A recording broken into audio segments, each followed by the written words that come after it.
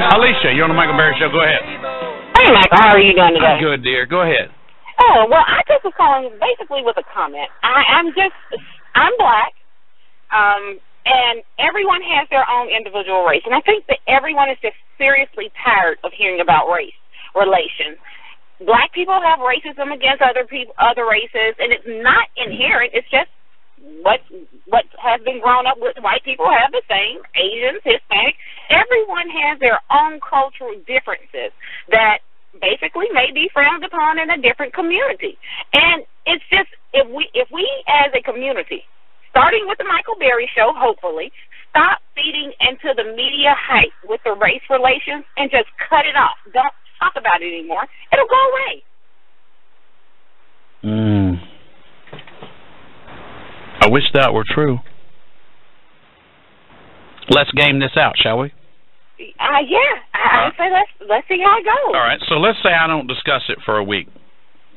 Do you think there will be any black employees go into their company tomorrow when they get fired and say, I'm filing a lawsuit because I'm black? Of course.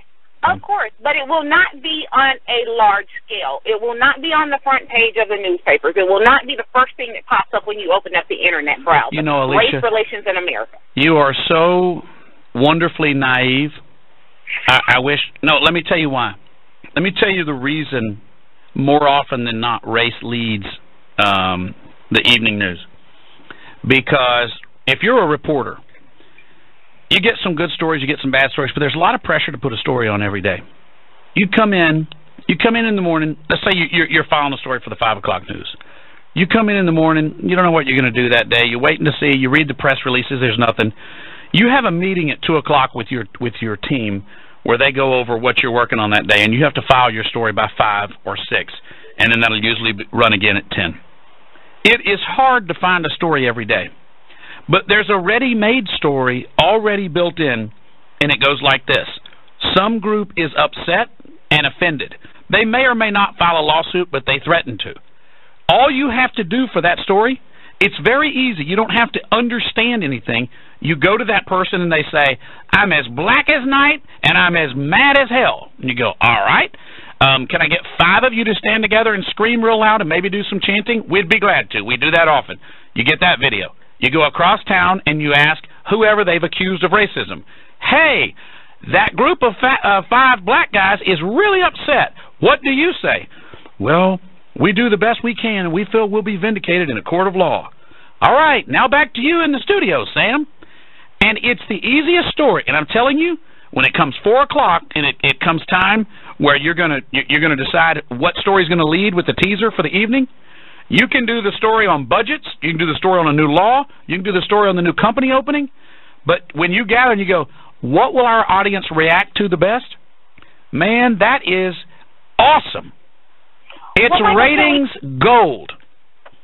Well, Michael, can we try changing the tune of it? As you are huge. And it's one of those things where if Michael Berry says, let's Alicia, you don't know me like that. Well, I'm just saying, you have a lot of listeners. You have a lot of power, whether you realize it or not. And if you say, let's change race relations in the United States, and if it starts with you, next thing you know, the next person is going to pick it up, someone else is going to pick it up, and then next thing you know, the big media company can't stir up the mess that they stir up. Okay, but Alicia, do you understand, Sweet Pea, that that's what I'm doing? Here's what happens. Financial fraud is very profitable. Dealing drugs, very profitable for people who have no alternative, right? And in fact, a lot of people who deal drugs also claim racism, but that's another story. Those people, the way you get them to stop dealing drugs is not to go, hey, let's tell everybody don't buy their drugs, because it'll never happen. So what you do is you make the punishment for dealing drugs worse than the money they make. And that's what we call prison, right? Mm-hmm. So what we are trying to do is create our own prison for that. We are trying to say, if you do that to somebody, we are going to ridicule you. We are going to ostracize you.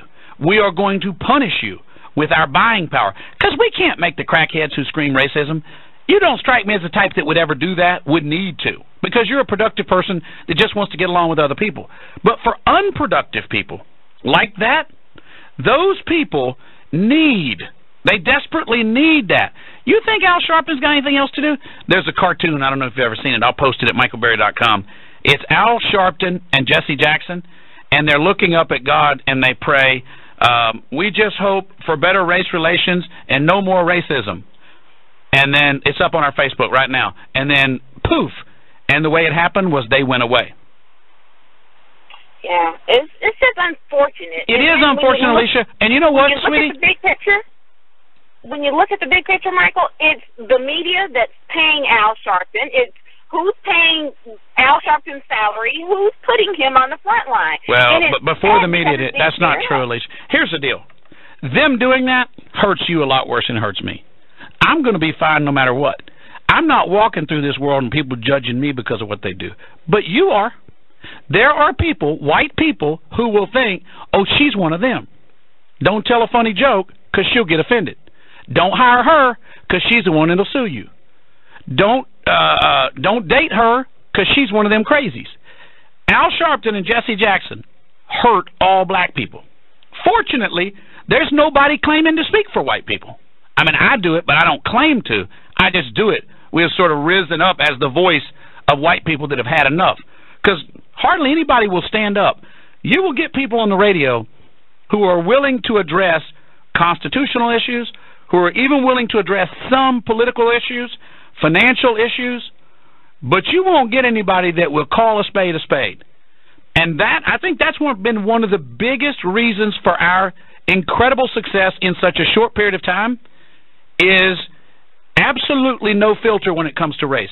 Because you and I can have the same conversation off air, Alicia, that we can have on air. And I am unafraid to do it. Unafraid. Because that's what we need to do.